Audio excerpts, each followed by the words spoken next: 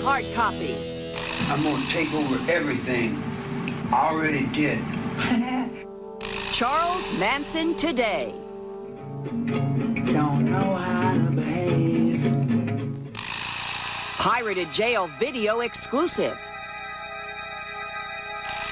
Also, the women who killed for him. And the new women who write love letters. Exclusive from inside prison, a pirated videotape of the real Charles Manson 20 years after he was convicted. A special investigation into the Manson cult, the days before the Sharon Tate murder. The days of free love with his female followers. One a straight-A student, one a homecoming queen, another a Bible student. From the days on his desert ranch to today's pirated video from a jail cell. Never broadcast before, a chilling document. The real Charles Manson and the new women who write hundreds of love letters even today. A hard copy special report for Monday, February 4th, 1991. Hello and welcome. I'm Terry Murphy. Charles Manson. He professed himself as Satan on earth. And while he holds court from his cell 20 years later, there is in many of us a sense of unfinished business. Our Doug Bruckner looks into the soul of Satan then and now. They came out of the night dressed in black. Killers invading a home filled with Hollywood's beautiful people. Their unparalleled savagery dedicated to a twisted vision called Helter Skelter. Look out!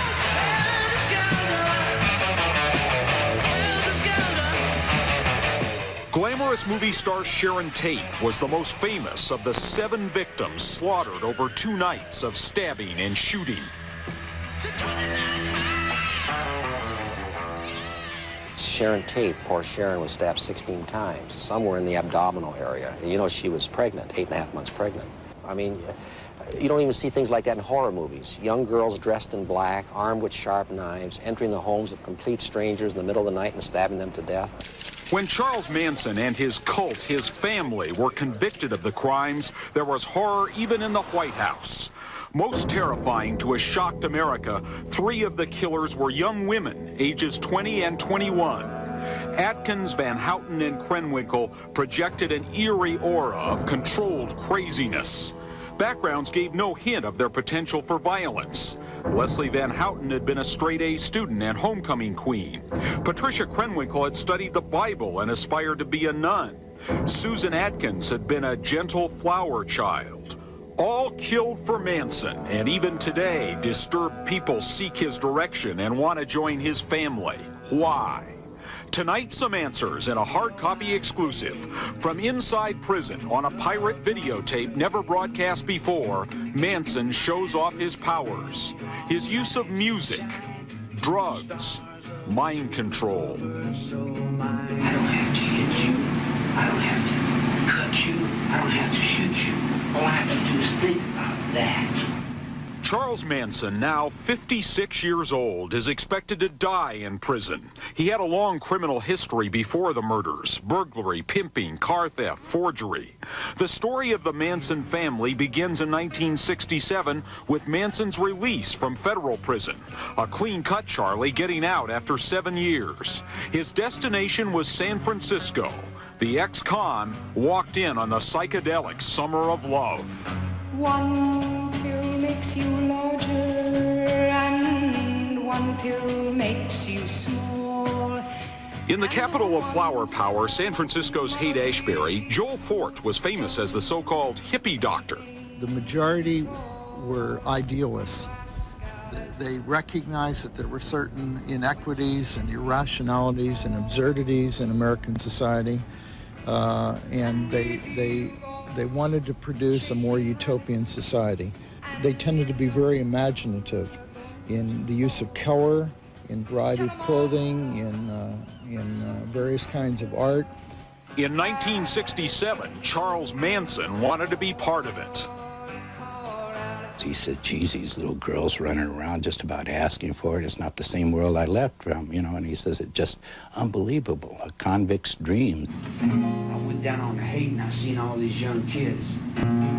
I was going to sing in the clubs. And I had learned to sing these kind of songs. The boat rides on the lake. And I went over and Ray Lee told me, he says, man, you can't do anything with that. He said, they're out there playing rock and roll. You say yes, I say no. Now, Manson needed money. He prowled the hippie enclaves looking for a woman to live with and live off, ending up on the campus in Berkeley. The University of California here in Berkeley was seething in the late 1960s with rebellion against the Vietnam War and authority in general. Charles Manson came here, saw all of it, but ignored the politics. He had other things on his mind. Specifically, a university librarian named Mary Bruner. She didn't know it at the time, but she was the first member of the Manson family. Lynette Squeaky Frome was the second. Squeaky, he bragged, I am the god of sex. Then, Manson put the family on the road.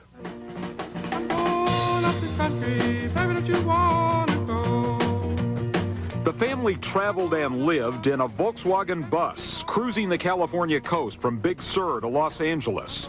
Hippie girls were recruited with the promise of free drugs, free sex, and what Manson said was free thinking. He was kind of like their psychologist, and he'd listen to them and then tell them what their problems were, and this struck a responsive chord. That receptive person interacts with that, and then the drug or isolation or certain sexual practices such as Manson exposed them to sort of put them under his influence. Manson discovered he could influence his followers best with the hallucinogenic drug, LSD.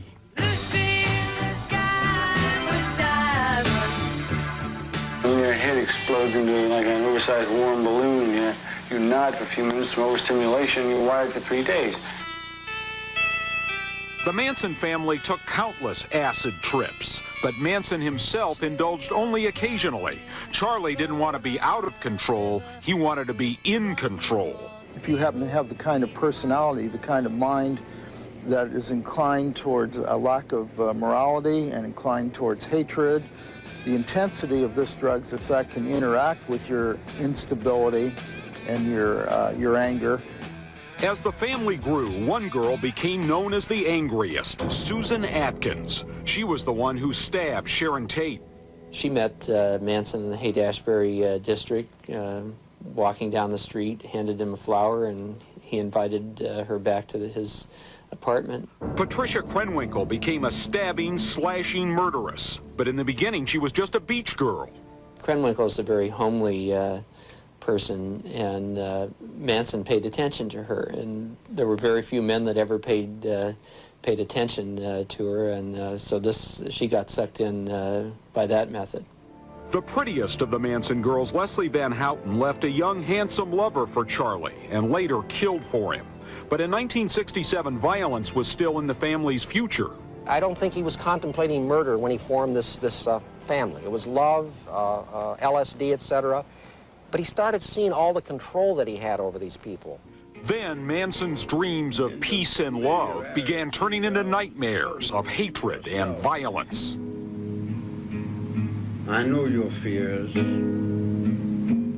I see through your minds. Inside the mind of Manson and his followers, past and present, continues in a moment.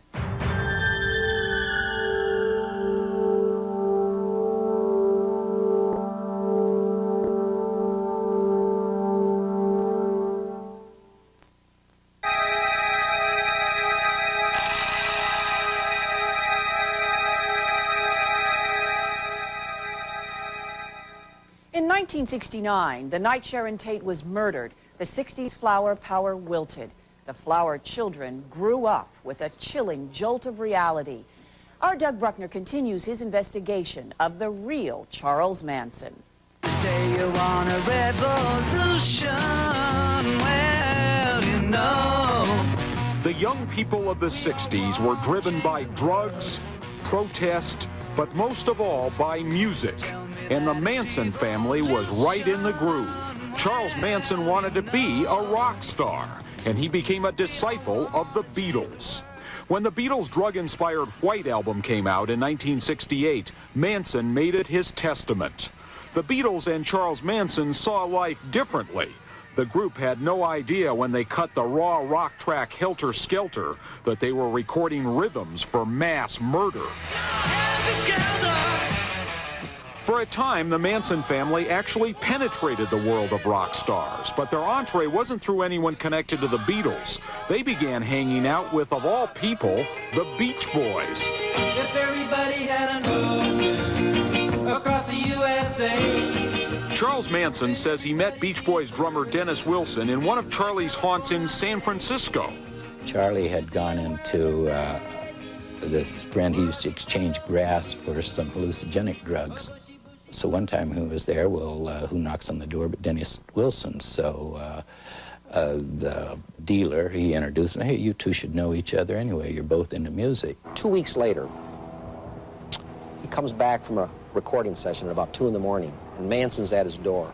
Dennis walks in, Manson had moved his family in. They were smoking marijuana, eating cookies, and Dennis thought it was kind of a fun situation. They lived with Dennis for several months. But by the time they'd moved out of Wilson's gated mansion, the Beach Boy had lost most of his gold records and his Rolls Royce. It was the Beach Boys drummer who took Charles Manson to this canyon house, a fateful outing that set the stage for the murders of 5 people. The house would later be rented by actress Sharon Tate and her new husband, Roman Polanski. When Manson visited, record producer Terry Melcher lived here. Manson is a frustrated singer-guitarist, and Manson prevailed upon Melcher to record him commercially. Melcher did give him an interview and audition. He wasn't very impressed with him. He gave him $50 and he walked away. I had 1,000 dreams like sharp knives on sewing machines, and my mind just raced away. Was music the motive for the murder of Sharon Tate and the others? Did Manson send the killers here to get even? There are clues to that mystery in the prison video. Manson still dreams of winning acceptance for his music.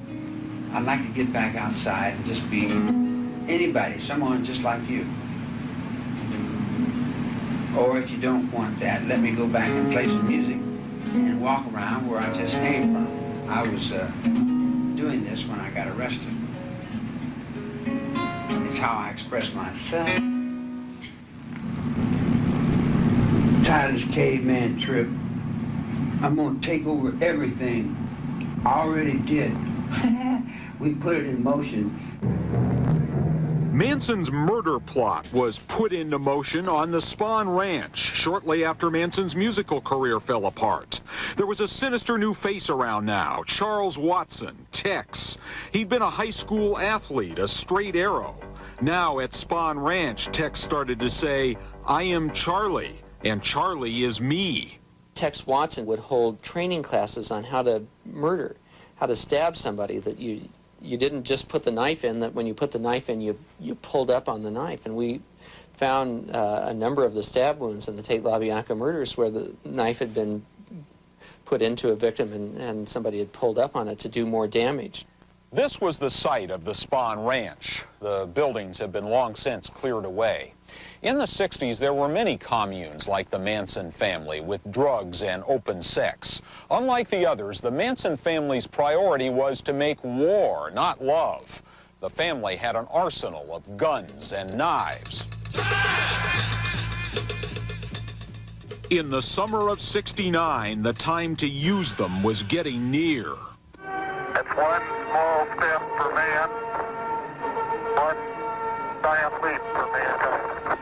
On July 20th, 1969, the world stopped to watch a man walk on the moon. 3 weeks later, with everyone's eyes still fixed on the heavens, Charles Manson announced to the family his vision of hell on Earth. Helter Skelter, Manson told his women, would start with brutal murders of whites. Blacks would be blamed. A race war would start.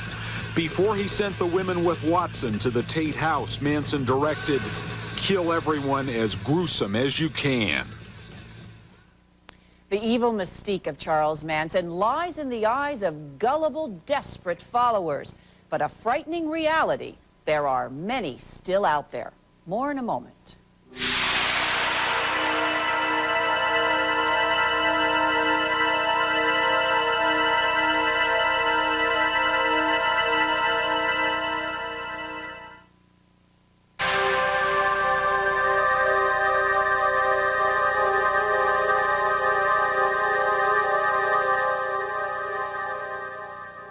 Hundreds of women write to Charles Manson in his jail cell today, some barely in their teens. A look at the bizarre Manson spell as our Doug Bruckner's investigation continues. In August 1969, Charles Manson had never felt more powerful. His family had just slaughtered actress Sharon Tate and 4 others. They hadn't ignited a race war, but they'd made headlines around the world and apparently gotten away with it. Police were baffled. Manson had used sex, drugs, and mind control to make the family do his bidding, to kill each member's ego. But he was betrayed by a girl whose ego couldn't be killed, the one he named after a Beatles song. Sexy Sadie, what have you done? Sexy Sadie's real name was Susan Atkins. She was under arrest for the murder of musician Gary Hinman, who Manson thought had burned him. And while she was in custody in Silver Brand, she blabbed to 2 of her cellmates about Manson and the Tate LaBianca murders. When she was telling the 2 women this, Susan laughed and said that Sharon, who was 8.5 months pregnant at the time, was crying and just begging for her baby. She said, all I want to do is have my baby. Please let me have my baby. She looked at Sharon in the eye and said, look, bitch, I don't care about you, and I don't care whether or not you're going to have a baby. You're going to die, and you better be ready, and I don't care a thing about it. The trial in 1971 chilled America nearly as much as the murders, the family's street corner vigils, those X's cut into the foreheads. The jury sentenced all of them to death.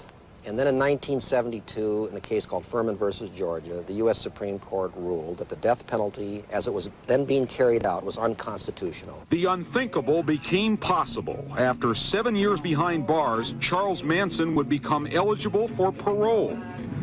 Why don't you guys let me out of here so I can walk around and do what I want to do? Ride around, just be whoever I was. I lost it. Couldn't remember my idea.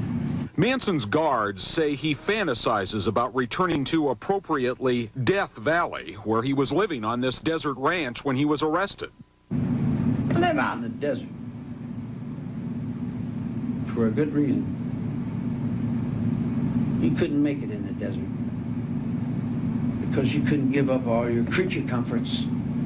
You couldn't give up all your pie doughs and your aerosol cans. But if everybody was to stop and go out into the desert and just walk in the desert and forget and go the other way. And if Manson were released, there would be no shortage of young people willing to go the other way with him. Hard copy was shown Manson fan letters delivered to prison by the pound, gifts of music tapes, requests for his autograph, but mostly people seeking his direction, wanting to join the family. A 13-year-old girl writes that Charlie can move in with her. Another teenager closes with the words, helter skelter. Does she know the horror those words symbolize?